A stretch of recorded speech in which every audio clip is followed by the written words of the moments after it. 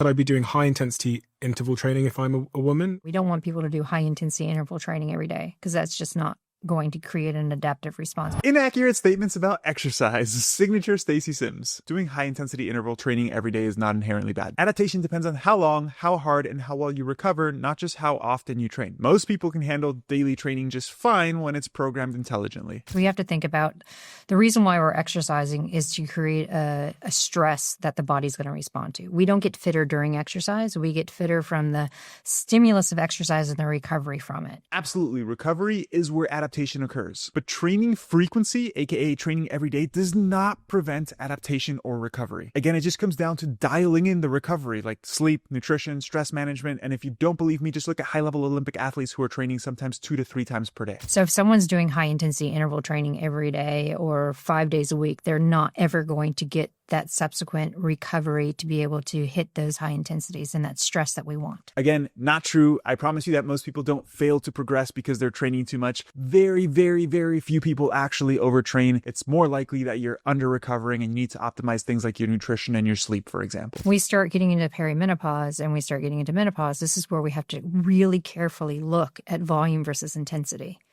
So that means if we're doing lots of stuff, or are we doing really purposeful high intensity versus low intensity? Because we're trying to create what we call a polarization of the training. And here's where Stacey likes to start complicating shit for no reason. First off, peri and postmenopausal women can still train very similarly to everybody else. They don't need to polarize their training. That's just a buzzword that doesn't really mean anything. At the end of the day, progress is not driven by whether you train every day or not. It's about whether you are recovering and progressing in terms of performance. If things like your strength and your endurance are slowly getting better and you're recovering well, you're doing just fine. Hope this helps, and if you want more evidence-based health and fitness content, make sure to give my page a follow.